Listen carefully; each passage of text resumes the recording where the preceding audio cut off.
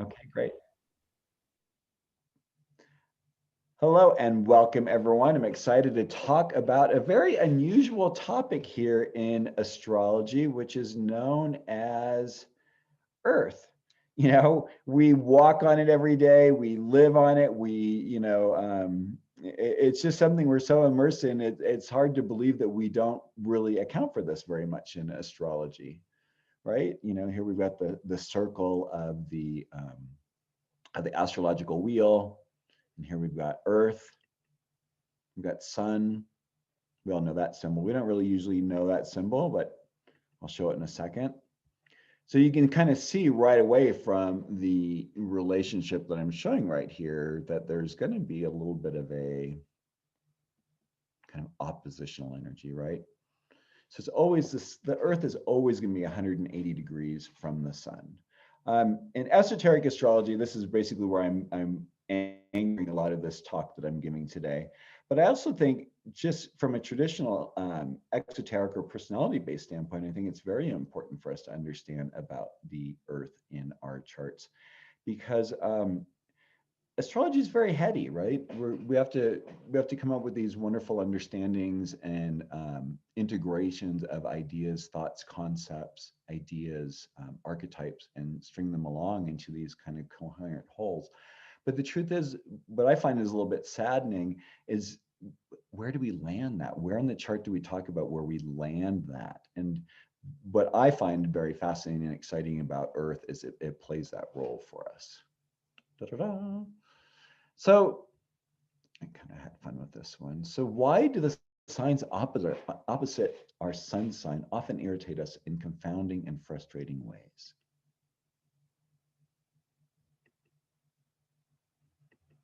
So what are we talking about here? All these oppositions, right? That's 180 degrees away from the sun. It's that part, I always think of oppositions as being that projection part, how we throw things across to the other side and don't own it. And one of the important parts with esoteric astrology is to understand that we do really need to own it, that there's something that we need to integrate.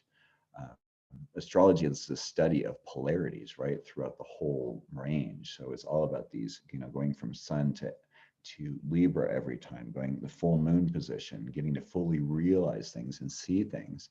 When you think about, we stand here on the Earth, and I don't know that there's really a way that we can look at the sun that isn't across from us. I mean, it might seem like it's kind of at an angle from wherever we're standing, but the truth is that no matter how we're standing, it's above us. It's, the sun is so much larger than the Earth. It's just radiating itself, and the Earth is kind of on the receiving end of it. But it's important to land that energy. We're the only physical beings in this area. So I don't know, we'll go on this in a second. So what gets Aries to relate? What gets the bull to move? What makes Gemini speak in sensible sentences? What makes Cancer leave the house? What makes Leo lose its ego? And what gets Virgo to let it all go?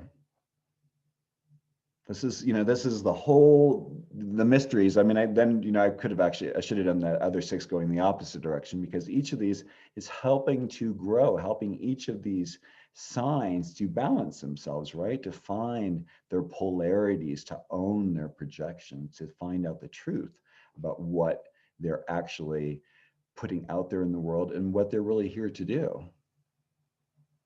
We're birthed onto the Earth, right? So how do we embody that? And why? What's the point of an opposition? It's to attain harmony, balance. In the esoteric teachings, it's second ray. It's about gaining love. It's about finding the reasons why we have these differences, the reasons why we perceive the fundamental difference of male to female, or what we used to perceive as the fundamental difference with male to female. Now there's a range of expression, as we know, about male to female. And that's what these harmonies is balancing, this love is about, is understanding that it isn't about any one fixed point along.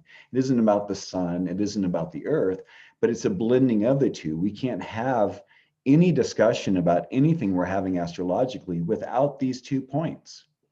Our solar system wouldn't exist without the sun, And we wouldn't exist. We wouldn't even be having this conversation if it wasn't for the earth upon which we walk.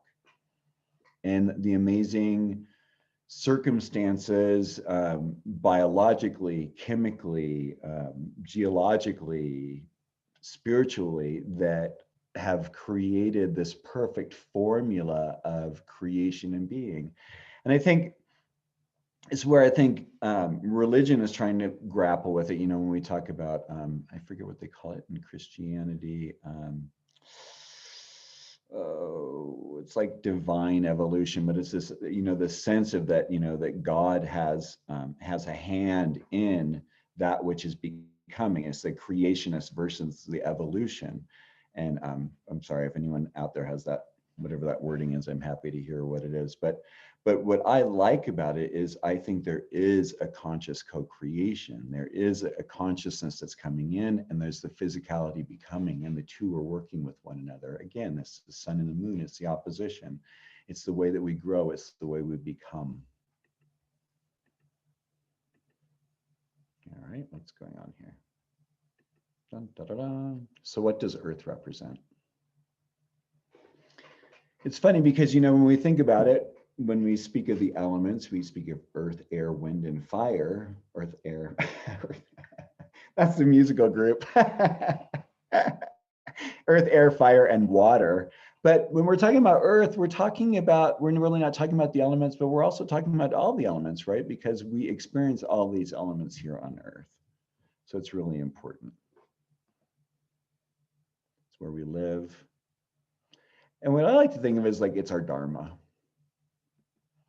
And it's interesting, kind of, there's a few different ways of looking at what dharma is. The Hindus look at it as a right way of living, or the path of rightness.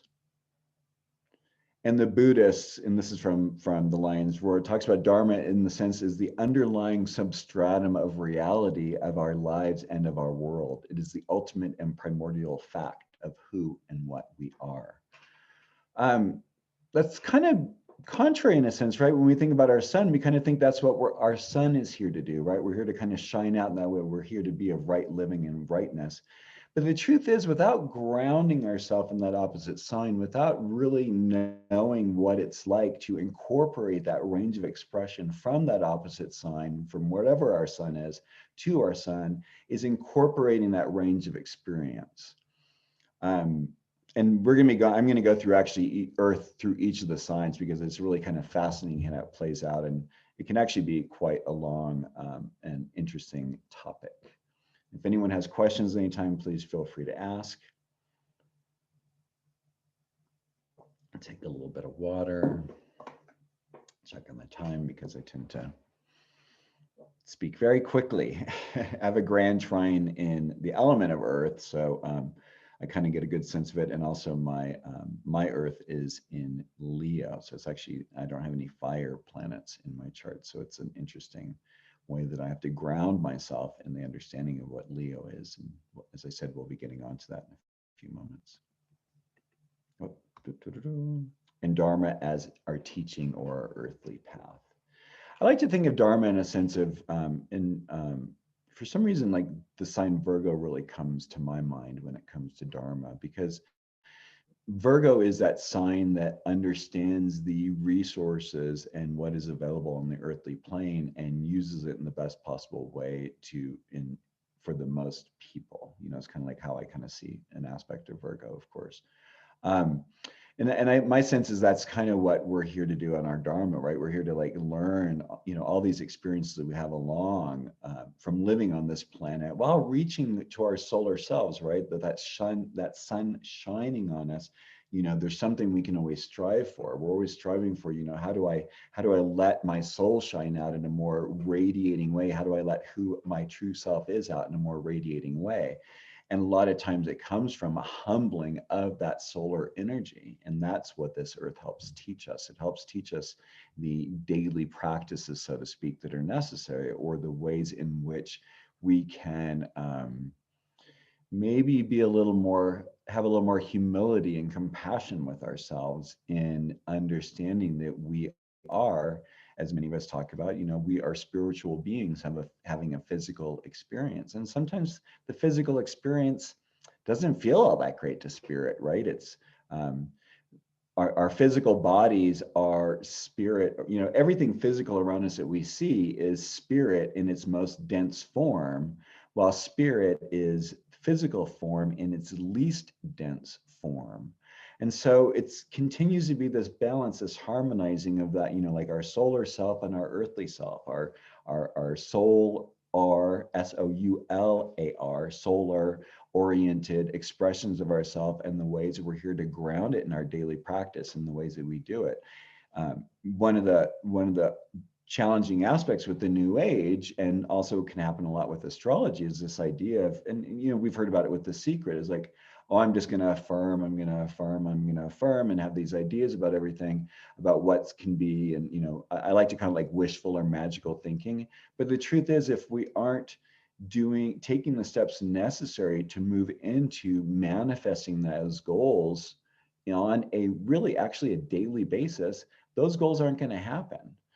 I mean, what I see a lot of times is we all have this inherent belief in the specialness of who we are, but in the ways that we're special, do we do the work that's necessary to strengthen that specialness and grow it in such a way and honor it and then share it with other people? Because the truth is it's an ongoing process. It's funny because, you know, with the opposition, it seems so linear. It's you know, like how I'm standing in front of you or sitting in front of you right now, I'm in opposition to you. You see me very clearly. But if I was to turn this way, that'd be like a, you know, one of the quarter sides if you're like looking at one of my sides. But if we're looking straight on, that's the opposition, and it's where we're seeing, you know, what we need to do and where we need to go.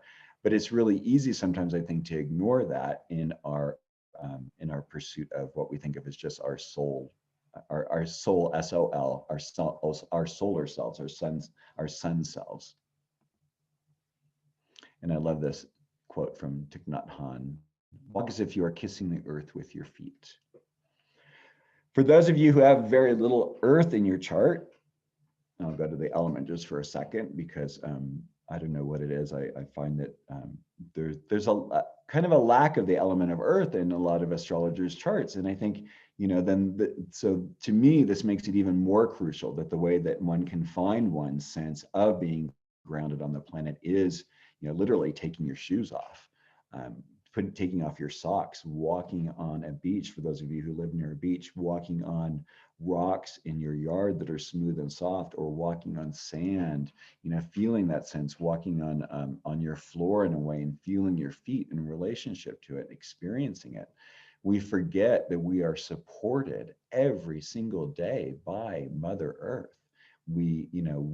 Everything we do is based on the fact of gravity keeping us anchored to her and supporting us in everything we do. It's how we eat, it's how we live, it's how we procreate, it's how we do everything is here on Earth. It's kind of what's really necessary. So I'd encourage everyone, and as a practice, how to make your relationship with the physical Earth and feeling that and grounding yourself with it. There are a lot of different things. One, I like golf ball under my feet. It's really good. The work that I do, core energetics, is based on the idea of grounding, that we spend so much time in our heads that we don't feel our bodies. And in that separation from our bodies, it fits along with our idea of nature, right? Oh, we're not part of nature. We're human beings. We're above nature. No, we're human beings. We're part of nature.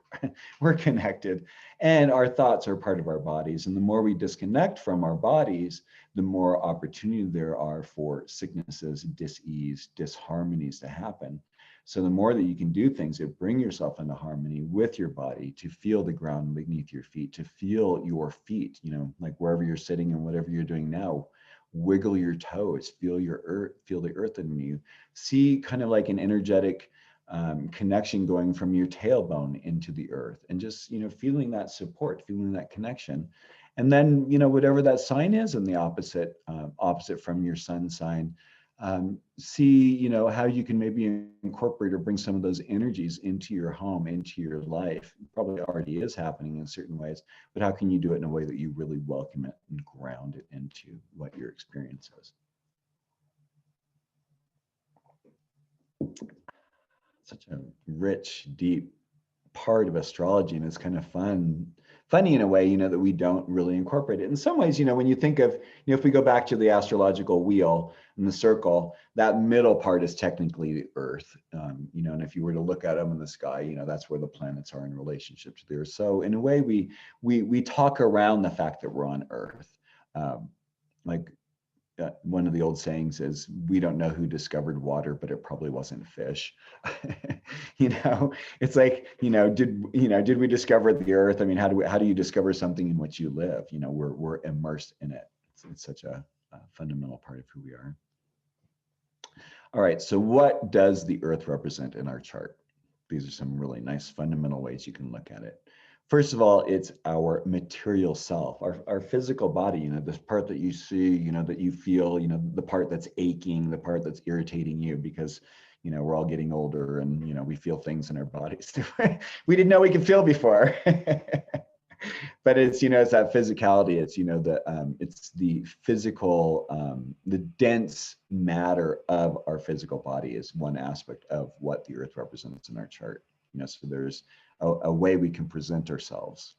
Like I said, mine is Leo. So I come across very fiery. People think that I'm very self-centered.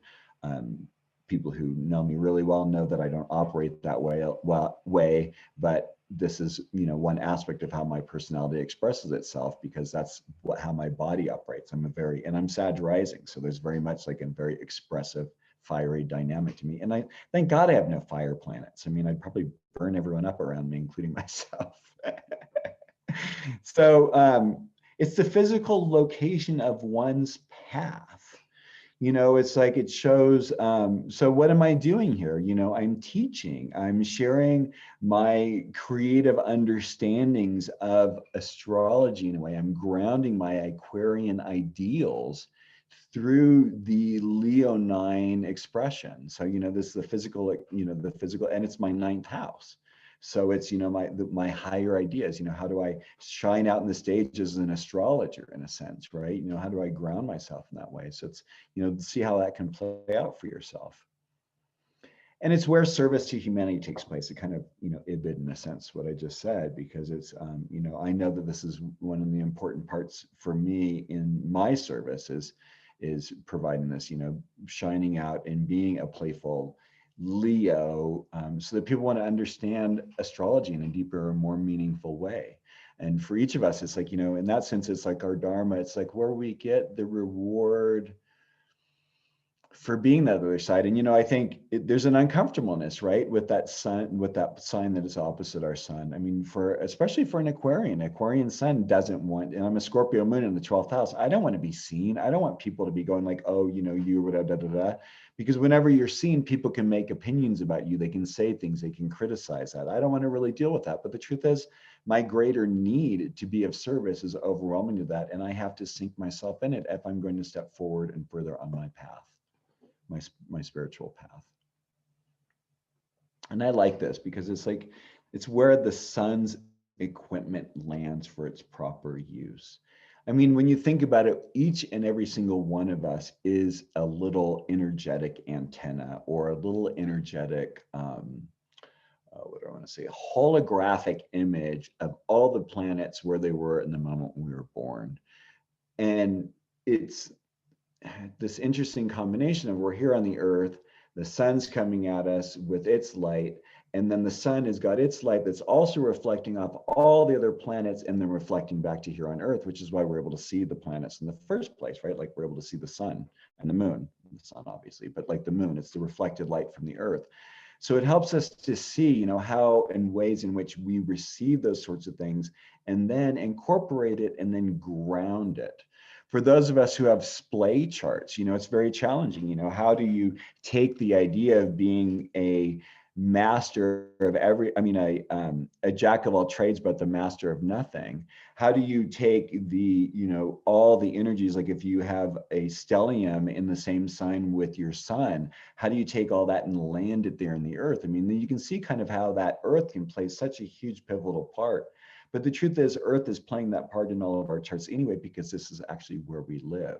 It's just allowing us to incorporate another aspect of our human experience and acknowledging it And I don't know that even what I'm talking about is even acknowledging it in the ways that it can really be acknowledged. And, I'm really welcome other people's insights and input in this, because it's such a, we're all here to have very different experiences. I'm kind of a Taoist at heart. I really believe, that we're all fragments of the all that is, and we're here to have all these different experiences so that the all that is understands what all that is. And all the amazing permutations. It's the only thing that allows me to accept some of the horrific things that happen with people. But if you can look at it as like, God being an innocent child with an ant farm, in a sense, it's like, oh, okay, I wonder what happens when we put, this in here. I wonder what we put when it happens that, and that's continues to be the human experience, is this ongoing mixture. And we see this really readily and appropriately through astrology, which helps us to understand kind of like the lens of how it is all unfolding. All righty, got the earth through the signs. We're screaming along really well here. This is where it gets a little wordy, and I apologize. I'm going to try and keep it to just, I've got little points on each, so I'm going to keep it up here. Let's see with this. There we go. So starting with Aries, of course, there is a real awakening. And what the other thing with esoteric astrology is, and I left it all out, but there's a way in which each of the planets and each of the signs, the rays of the signs, as well as the rays of the rulers of each sign, esoterically play a role then with Earth, which Earth is a third ray planet.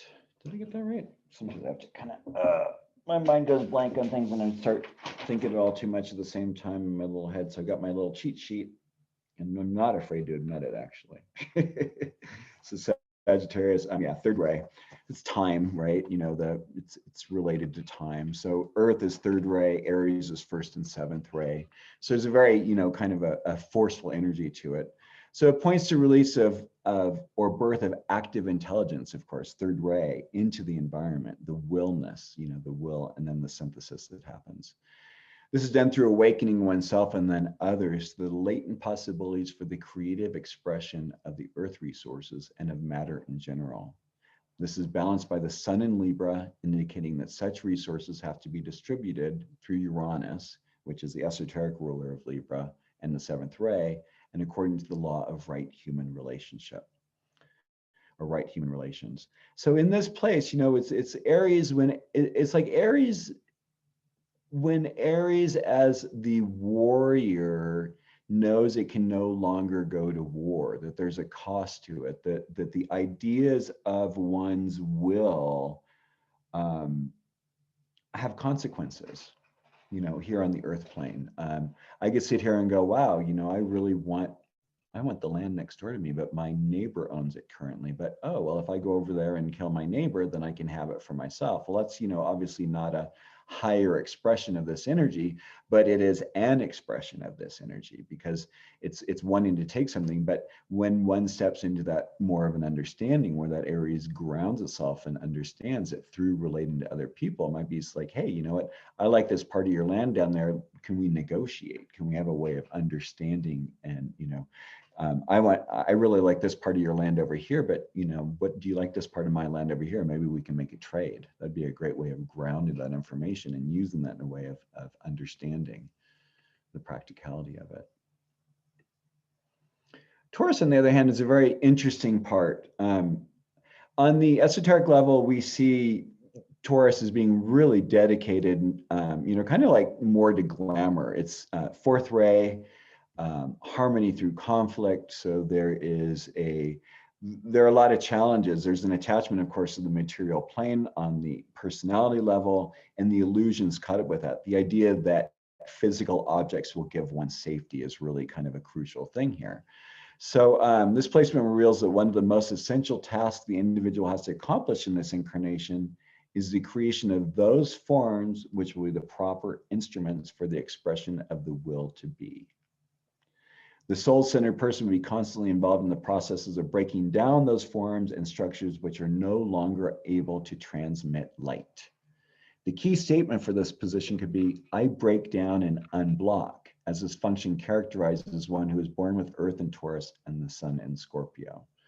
This, it's not, this is a Taurus, this is Taurus energy that is grounded scorpionic energy. This is like where that Scorpio desire to transform the form at any cost takes over Taurus's need. Because on the esoteric level, Taurus is ruled by Vulcan, and Vulcan is the soul, what would you say? It's the sacred planet of Pluto, and that first ray energy of Pluto and I just said it a second ago, Vulcan. So it's removing, there's this tempering that has to happen. Vulcan is the god who takes the other gods' tools and hammers them and anneals them, makes them stronger, makes them better, makes them more effective. In the esoteric level, because this is really the only way that Vulcan works, and as I've talked about Vulcan before, Vulcan as a planet exists somewhere between Mercury and the Sun. Some people say they can see that because of the movements of Mercury at various times, that there is a planet there.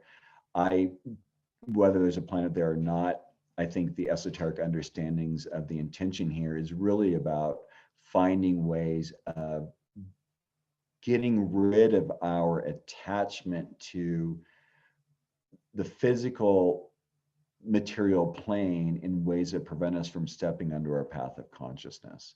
That's the challenging part for Taurus, is that letting go, because right across the way, I mean, again, we're talking about these polarities, right?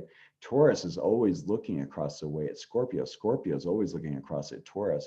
But when that Earth is there in Taurus, it gives more of a sense of that it has to be broken down. Scorpio's need for breaking things down, that's why whenever you're around someone with a Scorpio, strong Scorpio planets, especially Sun in Scorpio, these individuals their life is always going to be a theme of death, rebirth. I was talking on the phone earlier with Erin Sullivan, who's on here a lot, which is really great. I've been fortunate enough to be on some of her panels. Unfortunately, I'm not able to be on the one this month. But she's such a brilliant Scorpio, and as the gift that Scorpio gives is the understanding that one more time around the circle, another time around the circle, another time around the circle. Here's Linda's wonderful high expression of Scorpio, and it's that ability to Scorpio and Taurus want to rise above it all. They have to kind of really literally, another one of Erin's wonderful sayings for Scorpio is, it has to get sick and tired of itself. With this placement, when you're working with the Earth, when you're realizing Scorpio is going to have to get its hands dirty, it's going to have to get into the dirt, it's going to have to pull the bull, it's going to have to face the stubbornness, and it's going to have to go hey, I have to break down, I have to unblock, I have to transform. This way doesn't work any longer. And that's where the journey begins. Gemini, soul-centered detriment. Dun, da, da, da. And this is because, and we'll get up to it in a little bit when we get on to Sagittarius, but Earth rules Sagittarius. Earth is the ruler of Sagittarius, which is really great because it gives the archer a grounded goal on the esoteric level. But here in Gemini, we look at it as soul-centered detriment. It's interesting. Alan talks about these. Alan Oken talks about these, the detriments and the falls. I don't know, because the idea of detriment and fall from an esoteric standpoint is about gaining greater understanding of oneself. To kind of, I like to think that there's some of us who have chosen very interesting astrological charts because we like to put we're pretzels basically, and we're astrological yogic beings who love to show oh, I wonder what it'd be like to mix this and this energy. I wonder what it'd be like to live this energy. And here with Earth and Gemini, it kind of makes sense, right? So since the Earth rules Gemini, it would be natural to assume the planet would have its detriment in the sign of the twins, the opposite sign. Yet Venus rules Gemini, and the connection between Earth and Venus is a highly positive and beautiful one. it's interesting, in the esoteric teachings, Venus is considered to be the higher octave sibling of the Earth. So there's this kind of a wonderful aggrandizement and understanding, but there's also this very inherent relationship and synergy, as if they came into being at a very close time together. So it appears there's an increased duality when the Earth is in Gemini and the Sun is in Sagittarius, thus giving a heightened spiritual opportunity with this position. So yeah, Sun in Gemini, for many of us, I personally have a mother who has a Sun in, I'm Sun in Sagittarius, sorry. I have a mother who's Sun in Sagittarius. She has a Sagittarius rising, which I actually do as well, and Sagittarius South Node. And it's, when Sagittarius can ground itself, Sagittarius transforms itself. So when Gemini can sit there and be very conscious, right? When it makes it its dharma, when it sits there and not only is able to ask the question, but is able to remain there and hear what the answer is and take it into itself, then it can be able to understand. It becomes this, because here we've got Earth in Gemini, we've got the, and also the soul-centered ruler of Gemini is Venus. So there's another combination with it there. So there's just this thing of almost like this acceptance, this love, this thing of like, rather than, typical Gemini might be like, oh, look at this big garden as a bee or a hummingbird. I want to taste all the flowers in it. The Earth in Gemini is going to be more likely to be like, oh, I wonder what it's like to have, to really understand you and to know you. Venus, as the soul-centered ruler of Gemini, is going to be coming into this, and it seeks unification. So it's going to seek a grounded unification. And it's Venus, so there's this love aspect to it. But it's a mental love. It's an understanding of love that comes forth. Because Venus is a fifth ray. It's the concrete knowledge. So, it's like looking at each flower, looking at one flower and seeing each of the parts of it and understanding it as one whole picture. On the personality level, this may indicate that the energies of the lower self tend to scatter and become dissipated in the unconscious attempt to integrate egocentric motivations. A soul-centered individual with this placement would tend to be quite aware of the disparity between the values and goals of the personality and those of the higher self. Gemini,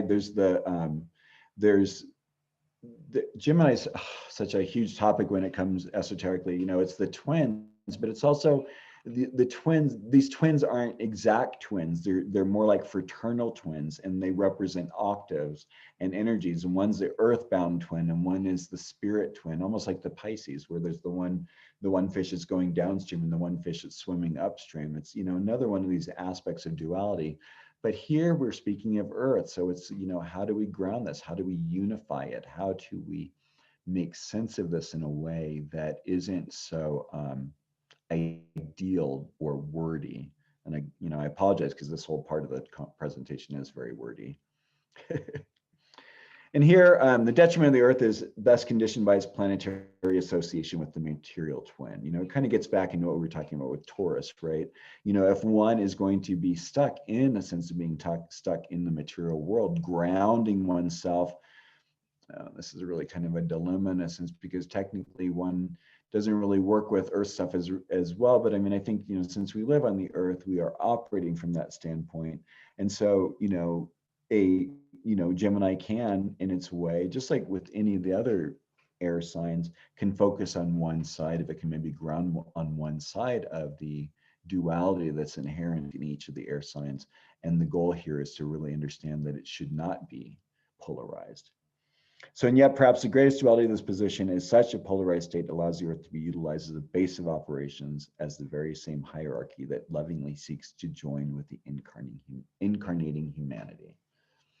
Another aspect, I think, of like kind of grounding ideas, people who have Earth in, Sun in Sagittarius, body movement's really important, right? Feeling one's body, feeling the movement, feeling the gracefulness, doing fencing, yoga, these kind of things would be really helpful and healing for an individual with Earth in Gemini. All righty, soul-centered detriment again here in Cancer. because the Dharma here in the life is clear. It's to create those physical structures and thought forms that allow light to be utilized as a source of strength for others. The house position will reveal this well of spiritual waters sunk deeply into the earth. It's the lighthouse. It's the grounding of the lighthouse. It's the coming in. It's the lighthouse that shines in the storm so that people can come and receive that which is needed by the individual. It's, you know, a little bit more of a let's see what else I'm going to say on this. Michael, Yes. can you explain why it's in detriment in Cancer? It's in detriment in Cancer, let's see, because in Capricorn, the esoteric ruler is Saturn. It's both ruler Saturn. It has to do with a relationship between Saturn and Earth being both third ray, and because Saturn is the ruler of Capricorn on the esoteric and the traditional level, it's then implies that Earth would typically not do well here in Cancer. I think the challenge with this, because it's not too dissimilar in a sense with Taurus. It's the detriment comes from the attachment. So since it's Cancer, you know, the attachment to one's emotions, the attachment to one's clan, the attachment to one's family, but realizing that those were meant as lessons to help guide on the path and not to be a punishment for the path. That makes yes. Okay. Good. Leo. Earth in Leo. The sun in Aquarius brings in the polarized energies of yet another fifth ray sign, which is Aquarius, and its second ray ruler, Jupiter. So yeah, this is what's important to understand with each of these, is that Earth is always going to be having some sort of an energetic relationship to the esoteric and the traditional ruler of each of the signs we're speaking. So wherever your Earth sign is, you know, look at then what the ruler is of the sun sign across from it, and see kind of like how that plays in. And you'll get kind of an interesting way of how they do play out with one another.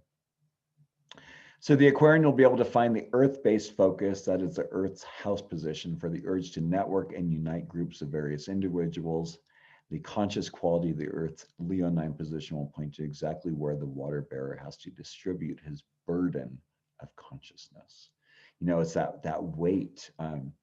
It's kind of interesting when you think about it, especially when it comes, I think, to fire and air signs, when it comes to this idea of Dharma or Earth, because there's Earth and water, I don't think, have as much of an issue with it, because there's an understanding that you're going to get dirty. But I think fire and maybe even more importantly, air, you know, the dirtiness of being physical can sometimes be a little bit challenging. And so it's, you know, again, even more important, you know, take your shoes off, you know, walk in the dirt, walk in the mud, you know, feel that, see what it's like for you. What is it that's irritating for you? How does it relate to how you're feeling in your body itself? Because it's usually, you know, kind of like how we have these relationships to it. It's kind of like how we also have our relationships to our body. The whole study of reflexology is about the feet representing kind of a microcosm of our bodies. And I'm having this interesting cramp in my hip as we talk. It's very interesting. Sagittarian, right? Sagittarius? Yeah. Yeah, and I don't know where I was going with that thought. Now I just lost that. So, oh, the grounding of it, the feeling of it. So again, you know, you having a golf ball under your feet, feeling those different parts. You know, it might be the area that represents your intestines that's a little more tight. It might be different parts. You know, being physical isn't all that easy, but I think what the Earth aspect of it can help us do, just like the moon aspect, is, you know, how to feel those parts, to understand that, yeah, you know, sometimes it is a little icky, you know, being in a fire or air sign, you know, not wanting to like really feel that. But the truth is we kind of really have to. Virgo. So this combination points to an incarnation in which the individual works hard at healing and making the life on earth more whole. You know, we're talking about the service aspect, the devotion, loving devotion. Second, sixth ray is the Pisces Virgo axis. So we're really talking about that, really understanding, because one of the real important parts to understand about esoteric astrology is that it's completely about service. It's about, you know, it's very much like Kuan Yin at its fundamental parts. It's like, you know, it's here to be of great compassionate mercy to all that is, because we're all in this together. And I think as these years unfold over these next few years, we're going to be really understanding that more and more, that, you know, we are really just a big community. So spiritual, this is a very strong position given the fact that the sun is in Pisces and the energies of Pluto, which is the esoteric ruler of Pisces, are also manifesting. The earth-based focus gives Pluto a chance to unearth the underworld, evoking from the depths of the materiality the essential quality of love, which lies in dark obscurity for the majority of humanity. I mean, it makes kind of sense, right? I mean, that's our wonderful, loving sun and Pisces peeps, our friends who radiate this wonderful, you know, we're in that energy right now, here in March, the beginning of March. So we're in this energy right now, to be honest. You know, the Earth is in Virgo in everyone's astrological chart because the sun is in Pisces right now. So, you know, how do we ground this? How do we take care of everyone? You know, what's going on in Congress right now, and the Senate and our government here in the US is trying to find ways to get a stimulus package going to help support people, understanding that, you know, that we need to share the love. We need to understand that, you know, like I said earlier, we're all in this together. You know, it gives a place to ground that will, that loving devotion, that selfless devotion is really kind of a crucial part here. And when I think of Dharma, in a sense, and I talked about earlier, you know, I think maybe this is why I think of this, the Virgo Pisces aspect, is because it really is about, you know, kind of like our daily Dharma, our work towards stepping into being of service in a way. And I think what's really important, if I haven't mentioned this yet, is the understanding of win-win situations. It's not about being of service in such a way that is giving away oneself at the expense of oneself, but giving one's energies in a dedicated manner, in a grounded manner that one can sustain and that is truthful and works and is actually, you know, is actually helping to make a difference. You know, understanding where one's putting that focus is really crucial for each person to come to. And yeah, that's very individual. Then we have lovely Libra, another one of those air signs. The mind of the soul-centered person with the earth in Libra and the sun in Aries will act as a tool for the birthing on earth of those essential ideas whose time has come. You know, it's like, it's kind of like being an interesting, kind of like a spiritual warrior in a sense, is stepping into that place of grounding, because the esoteric ruler of Libra is Uranus. And so it creates this level of synthesis. And so how do we ground the synthesis of understanding that we are a range of expression? Again, here we're coming back to this idea of, and I don't know why it is, like, it just seems like such a profound part that I always feel with this, is that in each opposition, there is the full range and gamut of expression. You know, like when we look at a yin yang symbol, there's within the black, there's that one spot of white. Within the white, there's the one spot of black. You know, we can't really ever get away from what needs to come, what needs to be birthed. And I think in this position with that earth there, really grounded and make sure that it's being done in a really a good way. You know, when Libra is able to really make a grounded decision, that's really beautiful. You know, when they go into a restaurant and they're sitting there at the table and they look at the menu and they go, you know what, I know exactly what I want and I'm okay with it. And that's good. That's a really nice grounded Libran. Another grounded Libra might talk to their friends who are there joining them for lunch and say, hey, you know, if you order this, this, and this, we can keep trading that. We can all get all the flavors and things we want. And there's a lot of different ways we can ground in of having our expression of whatever it is along the continuum. It's learning that there's more than one way. Joyous Scorpio. And if I can, there we go. So this position continues to reveal the incredible opportunity for individuals on the Scorpio-Taurus polarity in their quest for the path. The house position of the Earth in Scorpio is a clear indication of where a tremendous focus of detachment and sacrifice has to be made in order that a great realization of wholeness and healing can be created. The potential for healing is very powerful as this combination is incredibly magnetic. This is not a regular thing, right? You know, this is a person who's a sun in Taurus having this experience, right?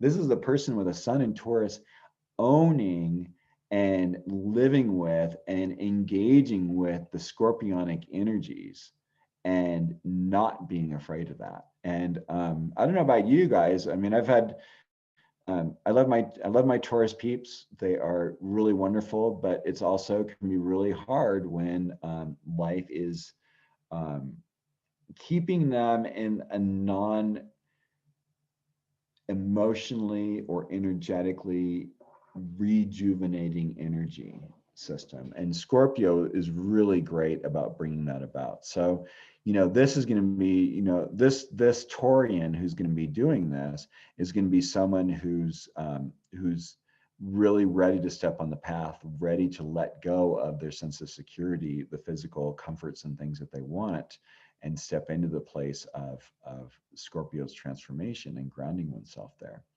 The other thing that is really important to understand with this, because Vulcan is the ruler of Taurus, there has to be the person who's stepping. I mean, this is such a great placement for anyone who's really stepping into the path, because it's like really letting go of our physical attachment. I can't keep saying that enough, but it's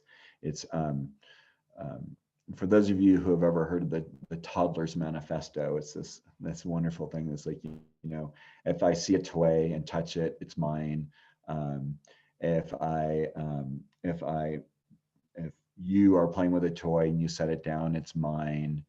And I think the last line is something like, and if the toy is broken, it's yours. And I think, you know, the truth is, you know, that's kind of like Taurus's dilemma, right? You know, wants everything, but it wants everything perfect. And the truth is, it's life isn't perfect. Life gets destroyed.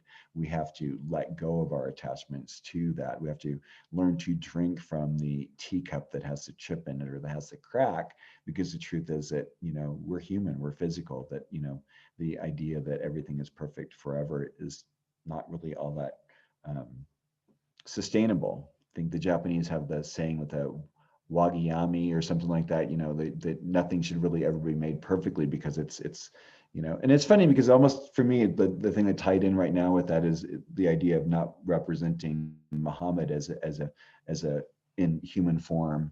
You know, it's this idea of leaving things to an understanding of them and not necessarily having to have the concreteness of it. And so it frees us in a way. And I think our minds need that.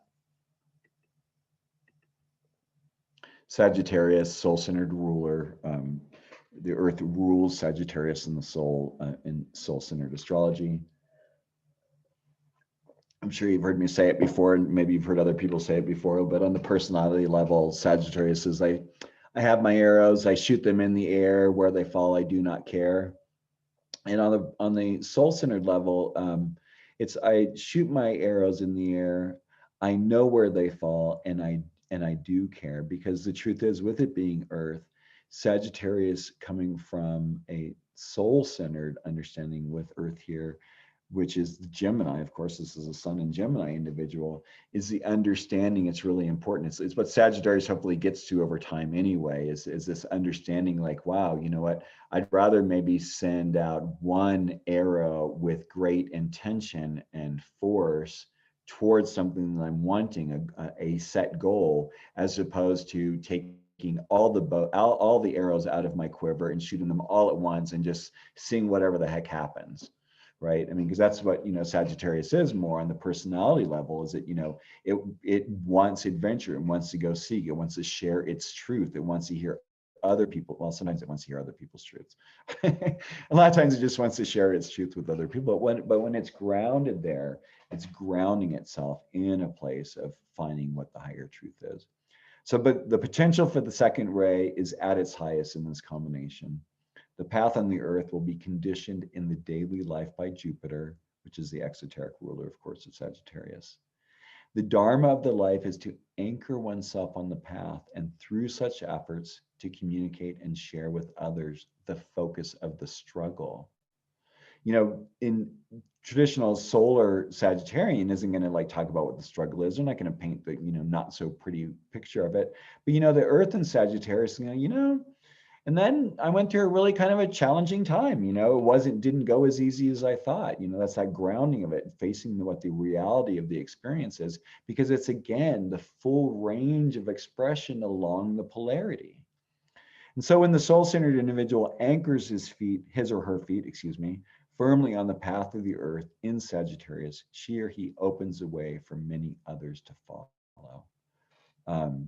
As one steps forth, as we for those of us who like to take hikes and walks, we know, that paths, there's David Thoreau actually talks about in the beginning, right? Taking the path less traveled. But each time we set our feet down, we are creating a pathway. We're doing that with our ideas. We do that with Linda's been doing this wonderful opportunity with EA Zoom of laying down these pathways of energy, of information. This is very, earth in Sagittarius sort of a thing of grounding the EA teachings in a practical way, how each of us is using these teachings, these understandings in a way that give people, that show other people that it's possible to not only live with what maybe some people might consider to be challenging or not ideal parts of our chart, but how to make lemonade out of the lemons that we're given. That's really like this wonderful part with Earth and Sagittarius. Capricorn, soul-centered exaltation, which of course is like kind of like what we were talking about, contrary to the Earth in Cancer being a soul-centered detriment. The position of the Earth occupies in the natal chart when the Sun is in Cancer reveals the place and function by which the soul-centered individual can most positively release his or her portion of the one life into manifestation. It's kind of like giving birth in a really fundamental way.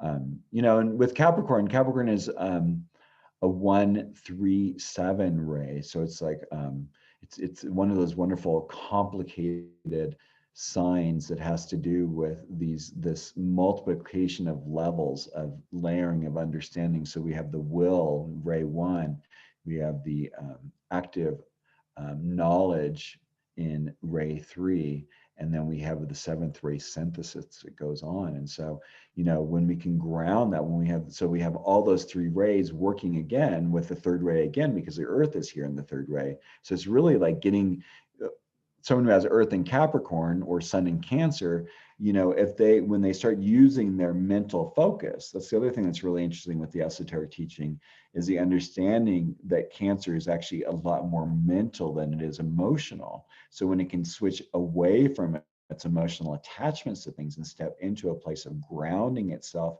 in what, like it used to be those detective shows, in the 50s and before, would say, just give me the facts, ma'am, just give me the facts. That's what this is looking for. It's like, don't tell me about, what you were doing or feeling beforehand, but just get to the facts of what the reality are, so that we understand the grounded nature of what's being presented and work with that, as opposed to the, oh, and then I was really sad because my cat didn't get fed that morning, and then this happened, and then that happened, and then and then my daughter called, and there are all these things. But the thing is, like, no, none of that really matters. One has to be able to ground oneself in whatever is going on in life and see what the truth is. And that's one of the gifts of this with the Earth and Capricorn.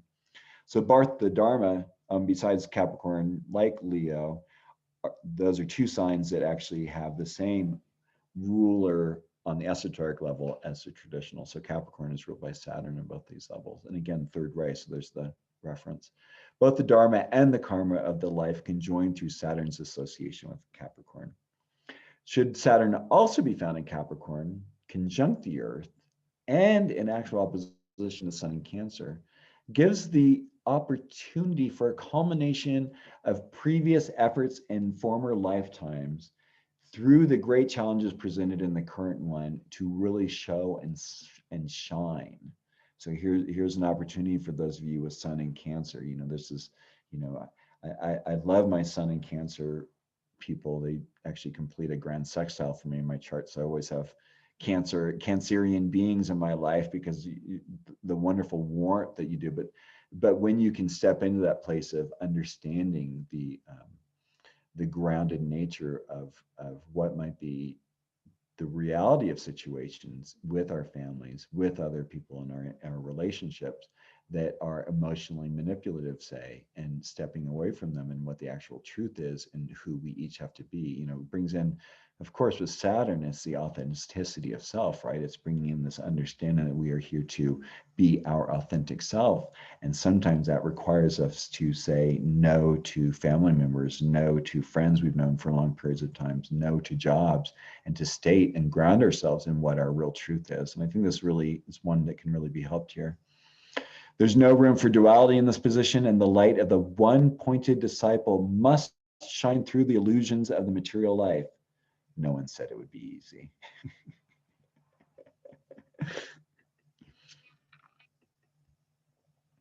And Aquarius. So the developed sense of self-consciousness is found in the life of the soul-centered Leo individual. It's their sun in Leo, right? Finds ample opportunity for world service when the earth is in the sign of the water bearer.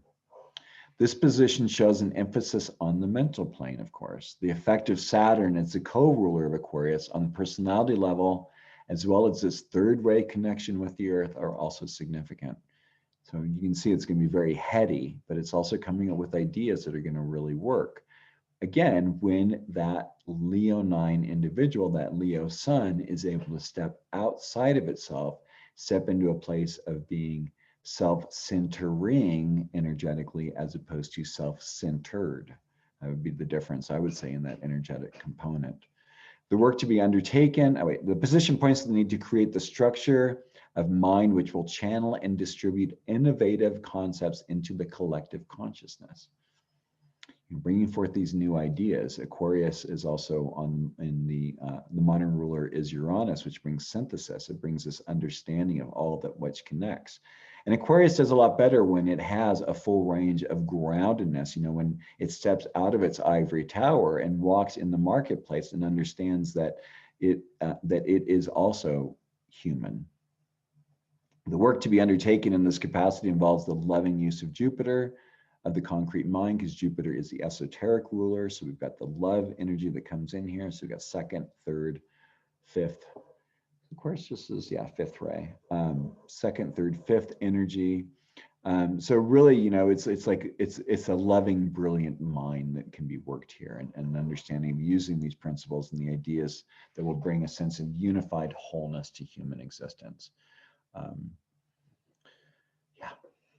beautiful, beautiful, beautiful. And finally, and we alluded to this when we talked about Virgo, of course. When the earth is found in Pisces, it's a most potent placement as it blends the first three rays of aspect, the first, second, and third, the first through Pluto, second through Pisces, and sixth as well, and the earth being the third one.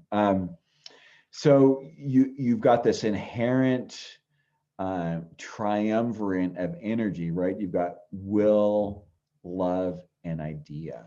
I mean, there's really nothing that can't be created from this place when Earth is in Pisces. So of course, when we're talking about this, we're talking about someone who has a sun in Virgo. And it's really kind of a neat thing when you think about it. It's almost like, when I think about it, it's like, you know, the Virgoan pursuit of perfection, you know, almost like Lexus, right? You know, the relentless pursuit of perfection. I could see like the vacuum cleaner going and the microwave and the stove and the blender and the music's going all at the same time. But then in the midst of it, it's like that ground that occurs from living in the midst of that seeming chaos, right? I mean, when you think about it, sometimes the way our lives are, you know, like we do have all those things going on. We might be having a Zoom meeting going on while we're cooking dinner, while, we have to do something for the dog or the cat's, playing with us or something, right, Carolyn? Or, and then, then our phone is, someone's texting to us at the same time. It's like, how do we incorporate all these things? And, I think that's what's really interesting, because when you think about it, Earth and Pisces, Earth, it's kind of like our world in a way. Earth and Pisces, it's this wonderful, water needs a container, and Earth gives it that. So the Dharma involves selfless work to release people from those facets of the astral desire nature which inhibit the flow of the universal loving matrix. For the individual with Sun in Virgo, the outer field of service will be indicated by the house position of the Earth in the natal chart. Jupiter and Neptune, the exoteric rulers of Pisces, add even more loving spiritual idealism to this effort, but the fundamental nature of the Earth itself serves to balance such aspirations within the context of practicality. Of course, we're talking about Sun in Virgo, right? But it's like, it's funny because I think of almost like in this placement, it's almost those ads from the 70s, Calgon, take me away. That's when I think of this, that Earth, finding a way to, Virgo needs to ground itself in not only sometimes the chaos, because that's what it's dealing with all the time, but also the oneness, the calmness that rests within the all that is with Pisces. That is a really important balm for the Virgoan, to take a breath, to take off the shoes, to take off the requirements of what everyday life is, and to step onto the beach, walk the beach, step into the water, to feel one's feet, to be engaged with life on each of the aspects, as we talk about with the 3 rays of aspects here. So as with everything when it comes to esoteric astrology and any kind of astrology, to be honest, the conscious, it's important to understand and realize what the consciousness of the individual is. At what level are they operating their dharma? It might be as simple, in a sense, being aware of that Earth side isn't really something that people pay much attention to when we're just in our personality-based life. But I can't believe that it isn't just still operating. There's still ways in which it's doing in it. But however the consciousness is being played out is going to say a lot about how that's going to be going on. As each one of those we talked about, kind of like the conscious versus the unconscious ways of the ways they're going to be showing up. And then the other important thing is to look at, where is your Earth? So wherever your Sun is in your chart, look in the opposite sign, see where that is. What planets are aspecting it? Is anything conjunct it? Is anything transiting it? Is anything progressing on it and affecting it? And also too, it's really important, like I said earlier on, the Earth is always going to be affected by the exoteric and esoteric rulers. See where they are in the chart. If they're making relationships to that Earth, you're going to be understanding, kind of like what the Dharma is going to be like. Is it going to be easy for the person to be expressing their Dharma, or are they going to be challenged in that? These are the things going to be easily showing up in the place of the chart. And I just want to share a couple of events that I have coming up. I'm going to be teaching a few classes for Kepler College on esoteric teachings. The soul's aspiration is December 27th of March. This is the soul's purpose. Then we're going to be talking about soul-centered aspect patterns and the difference of what they are on the soul level versus the personality level. And then finally, soul-centered synthesis on the 22nd of May. I'm also working with Stormy Grace on a program that she's doing for YouTube for free astrology for a year, kind of like what Linda's been doing with EA Zoom for many, many years, but this is going to be like kind of a crash course that's being offered. Many different astrologers are putting in their time. Please visit stormygrace.com for a little more information on it. I'm going to be teaching Mercury and the retrograde planet cycles for all the planets. And it's so exciting. It's such a great use of all the Aquarian energy that's going on. And then in May, on May 15th, but this program is actually starting in March, Sarah Christensen and myself and 4 other astrologers are going to be talking on various topics on astrology for healing. Not only are we each going to be talking on something that is near and dear to our hearts and how we feel it can help people, and myself, I'm going to be talking about the 12th house, which I've talked here in EA Zoom before, but going to be adding a lot more information to it. It's also going to be supporting 6 different charities in each of our communities. So it's a real exciting opportunity to learn more and grow and be in a great program. Astrological Mavericks is done and Into the Proofer should hopefully be done in April. It's gonna be a big fat book, probably about 1,000 pages. I apologize. That's gonna be fun. The outer planets are unbelievable. I can't wait for hearing people's responses on it.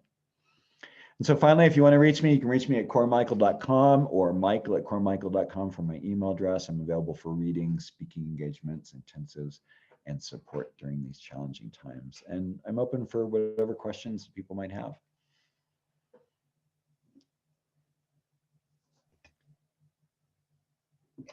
Yes, we have a question from Carolyn. Not Carolyn who's with us here, another Carolyn. Okay, and she asks, just one sec. What would be some words for Vulcan conjunct Pluto in Scorpio? I'm not sure why she's asking for Vulcan, but do you know why, Michael? Well, because I talked about it a little bit, but I would say with Vulcan and Pluto are the major destroyers of the ego and the personality and all that which is kind of luxury based from the soul's perspective. And in Scorpio, it's just heightened. So, you know, I would say depending on where your Earth is in relationship to that, you know, the Dharma that is, would be like, how are you going to work with destroying that? Because that's a really powerful energy to live with. So your sun, I would imagine you must have a sun in, actually, I know why she's saying now, because then the sun, of course, because the sun is going to have to be close by to Vulcan. So we've got a Scorpio sun, Vulcan, Pluto opposing Earth in Taurus. In a sense, you're kind of blessed in that my sense is that, what's the right way to, I mean, there's really not a nice way to say it or an easy way to say it, but it's like you've learned that, gosh, it's really kind of a challenging thing. It's because it's about experiencing things at such a level that you have to let go of them. Like I was saying earlier with, Aaron Sullivan says, with Scorpio, it has to get sick and tired of itself. The experiences that you're going to have, the ways in which you're going to shine out, the ways, it's an oxymoron to the fixedness of Scorpio and Taurus, because it wants to have things in a very set way, but everything in your life with that Pluto, Vulcan, Sun, Earth is going to be requiring you and forcing you, if you're stepping onto a soul-centered lifetime, to let go of your innocence. I mean, I guess that would probably be the nicest and easiest way to say it, is that this is a and like I actually got goosebumps when I said this is a fundamental removing of your innocence on a very profound level. And I'm sorry, because that's not easy. It's really not easy. But if you can, and this is where I think the esoteric teachings are really good, because it's about becoming personal to the impersonal and impersonal to the personal. So how do we step into this place of being more impersonal? This is such a great teaching moment in this. And so thank you for bringing this question forward, because it, you're learning all the time, and what feeds your soul in a sense is like living in that fecund place, right? Earth in Taurus, Taurus is very fecund. It's the height of spring. It's like, it's things are, it's the beauty of all of the flowers being blooming, but just right on the edge of decay. And then there's Scorpio on the other side saying, oh, there's that decay again. There's that decay again. We can't trust in it. We're going to have to give it up. Did that make sense? She has Mars in Taurus opposing Pluto Vulcan. Is that getting a bit too complicated? No, not at all. I mean, it's just, I mean, that it's just each thing that you're saying, how I perceive it as being another laying down of, I mean, so then we're talking about then that's, dealing with the desire nature, right? And how to pierce the, oh my God, there's just so much information in this. Yeah, Pierce. I mean, it's just this. Oof, and then Mars rules this.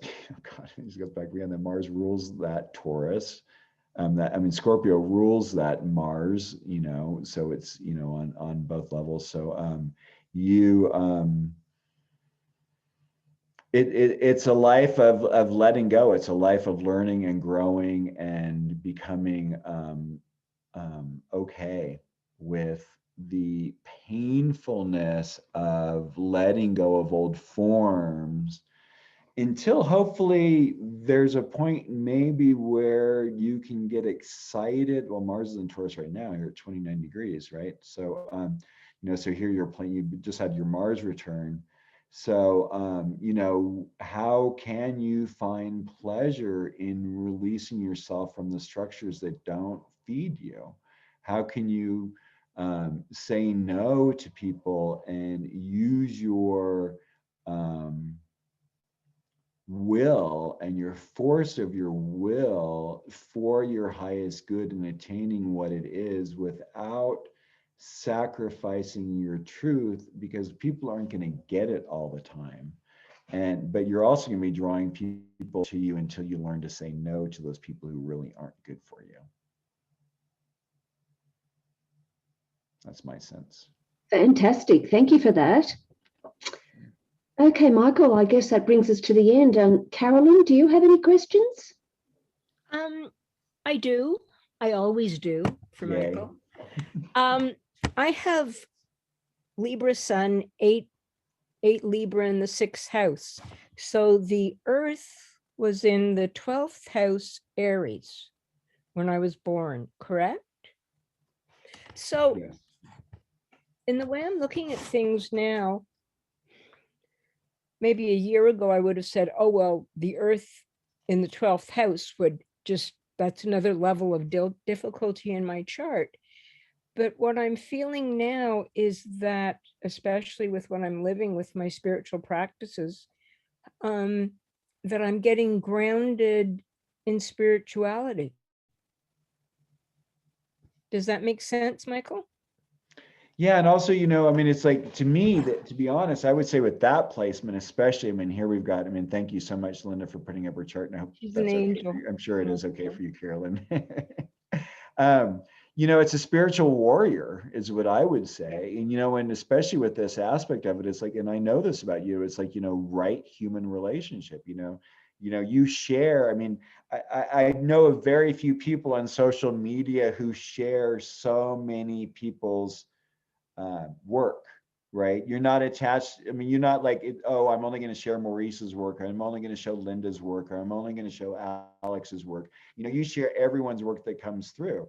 I'm kind of that same way too. I think it's really important because it's all the voices that really make the difference, and it's, we all have agreements with people. So I think, we're all here to speak to whatever, but I think for you, it's like, how do you ground yourself? How do you, have you ever done firewalking? No. Pain avoidance. What a terrifying thought. Interesting. But okay. I've started doing walking meditation in my driveway. I was on an online retreat and they brought in walking meditation, and I had to get out of the house, and it was like not 18 below zeros and the sun was shining, so it was nice. But I know I have I was burned as a witch. That's my problem. I had a rebirthing, and I'd always wondered why, when I left a fireplace with a fire in it, I'd leave and I'd come back and I'd expect to see the room in flames. Wow. And once I understood, once I had the rebirthing, I understood that that was then, this is now. So yeah, I've known people who firewalked. I'm not physically courageous. Okay. I mean, to me, Unless, honestly, like how I see it is that aspect of the mind over matter. And especially with Earth and Aries, because the if you don't mind, it doesn't matter. No. I've been thinking that. But it's this thing of, where when you think about it, Aries is usually ruled by Mars, but on the esoteric level, it's Uranus. So it's there's both Mars and Uranus have kind of like this. I'm sorry, Mercury. Sorry, I went over to Libra for some silly reason, but we are speaking of that too. But it's this understanding, like taking a moment. And so when Aries like can ground itself and say, hey, what is the right course of action? What is the appropriate way? I always think of wherever the earth is, like, it's almost like this breath for wherever it is in that place. Like it allows for a kind of a space. So Aries isn't necessarily getting ready to pull out its sword right away. It's like, maybe we can, because it's going to be grounding, it's grounding that solar energy, right? So it's like, hey, we need to somehow ground our understanding of diplomacy. We need to somehow ground our understanding that, maybe the person said that because they were in a bad mood, I'm going to give them the benefit of the doubt. Whereas, an a Mars ruled Aries is going to like kill first, ask questions later. In theory, of course, none of us, I've yet to meet an Aries that actually operates that way. I mean, I like what Laura Nalbandian said one time. It's like Aries understands the cost of what it's like to pull out that sword. So it doesn't want to. And then of course, again, and when you think about it, then, an Aries sun is going to have that earth and Libra. It's like, oh, it might not be comfortable. It's not really right human relationship if I go around cutting people's heads off. There's a cost. And it's called Capricorn. I'm going to get a bill. I know it.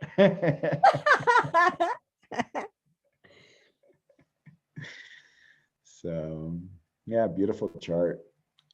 And then all that Scorpio, I mean, it's your relationship to, and then you've got the soul-centered ruler and the esoteric ruler, and it's conjunct Chiron, teaching, learning, here you are, how your relationships are based in deeper connections. I mean, like I was just talking about all the people whose stuff you share, you're not sharing like someone who's talking about sun sign astrology. You're sharing people who are operating at a deep level with a wonderful awareness and understanding. Yeah. I admire people. If I could donate more money at this point in my life, I would. But what I can do is share the people that I find reputable, Yeah. authentic. And there is value to that. I And have, and it feeds into your Jupiter and Sagittarius, yeah. Beautiful. Thank you. Yeah, That was you. excellent. Okay, Michael, that brings us to the end of your meeting. Thank you so much, and looking forward to catching you next time. Definitely. Thank you so much. And best of luck to you this week, Linda, and blessings to everyone this week as the energies go on. And quite a busy month. So blessings to you all. And thank you for the opportunity to share again. Thank you. Thanks, Carolyn. Bye. Thank you, Linda, always. You're on my altar for the week. You usually are, but this week in particular. Many blessings. Thank you very much. Okay. See you soon. Bye for now.